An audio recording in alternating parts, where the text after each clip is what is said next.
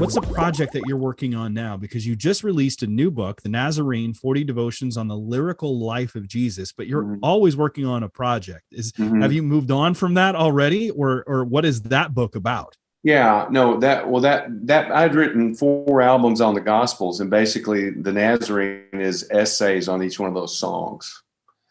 So it goes with the last 4 CDs.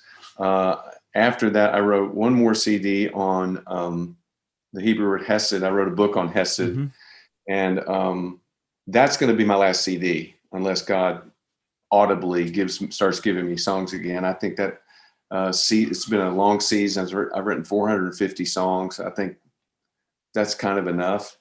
Mm-hmm. And so what I'm focusing on for the rest of the time that God gives me is the details of the life of Jesus.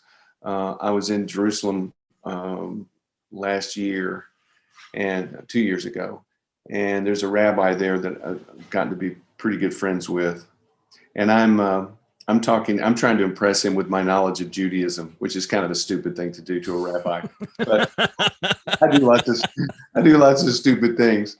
And so anyway, Moshe is his name. And I'm saying, the pilgrimage feast, there's 3 feasts in Judaism that you're supposed to go to Jerusalem to celebrate at one point in your life. And I said, you know that Jesus, even though he lived in Galilee for the most part, he went to those 3 feasts, as far as we know. That's 100 miles. Mm-hmm. And I'm just trying to impress him. And his rabbi says, yeah, but what does that mean? I said, what do you mean? What does it mean that he did that? And I said, I don't know. You tell me. And he said, well, it means that Jesus spends 3 months out of every year walking back and forth to Jerusalem. And that completely blew my mind. And so this man taught me the principle that you know facts, but then you have to learn to ask what the facts mean. Mm-hmm. And so what I'm in the process now, and I can show you, I mean, I've got 3 notebooks this size, Life of Jesus articles. Wow. Okay. And over next to my desk are about 50 books on the life of Jesus.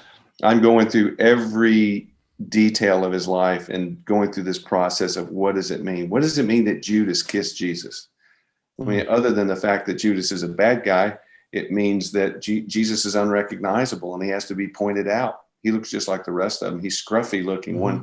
One of the most ancient descriptions we have of Jesus, he's described as looking scruffy, which I kind of like.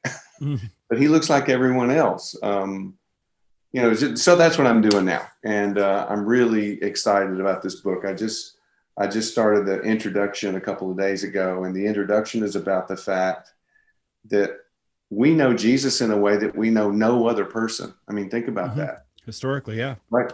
We know him historically, but we also know if you know him spiritually, you have his spirit living in you.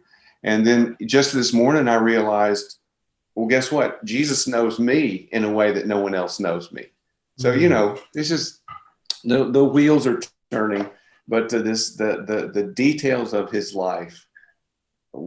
I've just read tons and tons of details about the Galilean Judaism of Jesus, which is so different than Judean Judaism, and how much friction you see. You see it in the Gospels, how much friction you see between the people who come up from Judea, usually to investigate what he's doing, and then the Galilean Jewishness, and what that meant. Sort of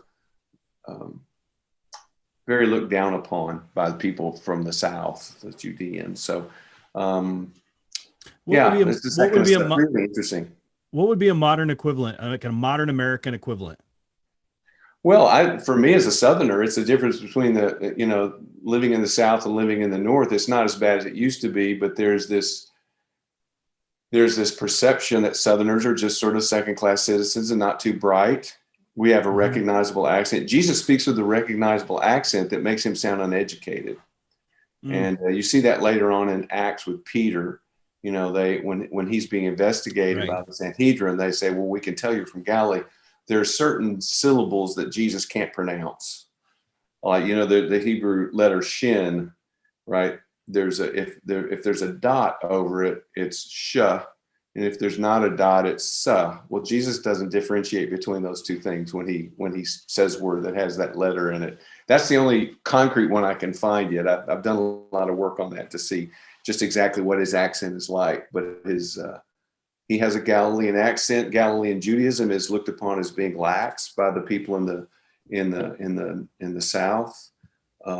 Galileans in general, some people think that most of the occurrences of the word Galilean in the New Testament should be translated rebel. It really means rebel. It doesn't mean, it's not a reference. I don't totally agree with this, but it's not a reference so much as a place you live or you come from as the sort of people you come from. Kind of like born on the other side of the tracks. Exactly. Yeah. That type of expression. Yeah. Well, you know, some people would say Southern, if you're a Southerner, that means you're a rebel. That's kind of synonymous. So it really is interesting parallel. It's not exact, but there's a fascinating book. It's called The Galilean Jewishness of Jesus. I've got it over there somewhere. Anyway, yeah, interesting.